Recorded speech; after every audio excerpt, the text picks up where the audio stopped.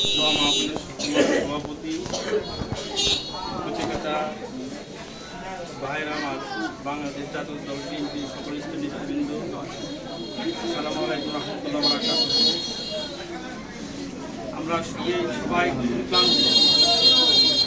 আমাদের নেত্রী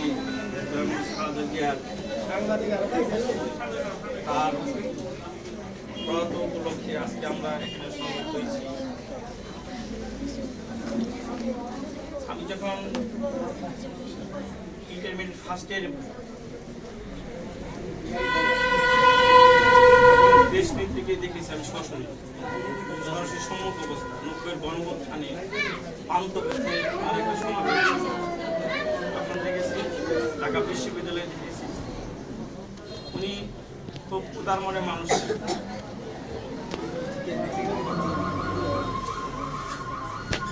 খুবই কষ্ট হয় 1945 সাল থেকে বর্তমান পর্যন্ত 80 বছর পর্যন্ত উনি আল্লাহ রাব্বুল আলামিন ওনাকে দুনিয়াতে বাঁচায় রেখেছিলেন। ওনার জীবনটা মানে খুবই বলতে গেলে খুবই কষ্টের ছিল, খুবই আনন্দেরও ছিল, বেদনারও ছিল। অর্থাৎ একটা মানুষের জীবনে যা যা থাকে ওনার জীবন তাই ছিল। উনি কিন্তু বীর মুক্তিযোদ্ধা ছিলেন। তার দুইটা সন্তান নিয়ে 1971 সালে মুক্তিযুদ্ধের সময় জেলে ছিলেন। ছোট ছোট দুইটা সন্তান নিয়ে তারেক রহমান এবং কুকুরকে নিয়ে উনি জেলে ছিলেন। তার জেলখানা দীর্ঘদিন কেটেছেন। আসসালামু আলাইকুম। বাংলাদেশ 1971 সালের পর গণতন্ত্রের জন্য বাজি রেখেছেন। তিনি আমাদের দেশ মাতা, গণতন্ত্রের প্রতিষ্ঠাতা, অন্যায়ের বিরুদ্ধে যার কণ্ঠস্বর ছিল, রাজপথে যার আন্দোলন ছিল, জীবনকে বাকি রেখে তিনি বাংলাদেশের মানুষের মত প্রকাশের অধিকার তৈরি করেছেন, গণতন্ত্রকে প্রাতিষ্ঠানিক রূপ দিয়েছেন। তিনি আমাদের মাতা, এই গণতন্ত্রের মাতা।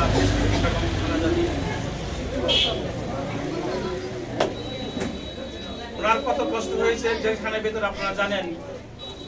তার খাদ্যের মধ্যে খুব প্রয়োজন, তৎকালীন স্বৈরাচারী সরকার খাদ্যের মধ্যে খুব প্রয়োজন ছিল।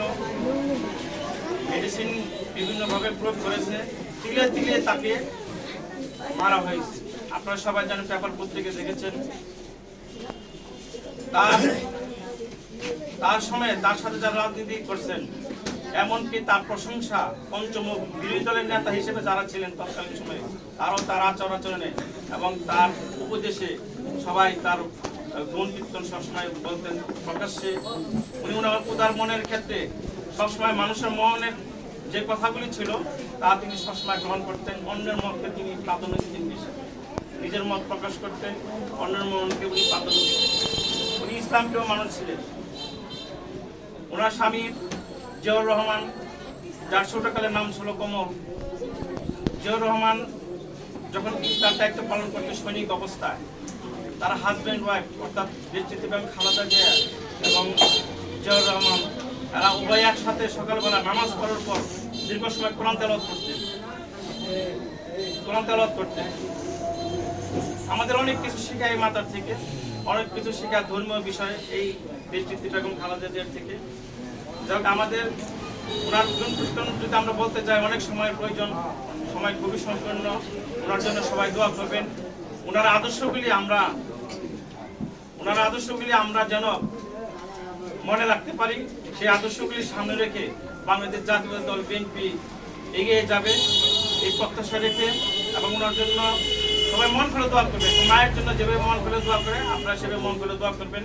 আল্লাহ যেন তাকে জান্নাতুল ফেরদৌস দান করে এবং তার পরিবার অর্থাৎ বিএনপি পরিবার যারা আমরা আছি, সকলে যেন তার পরিবার জন্য সেই সুখটা যেন কাটে আমরা উঠতে পারি এবং তার আদর্শকে সামনে রেখে বাংলাদেশ জাতীয় দল বিএনপিকে প্রাতিষ্ঠানিক গণতন্ত্রের ক্ষেত্রে আরো যেন সুদৃঢ় করতে পারি।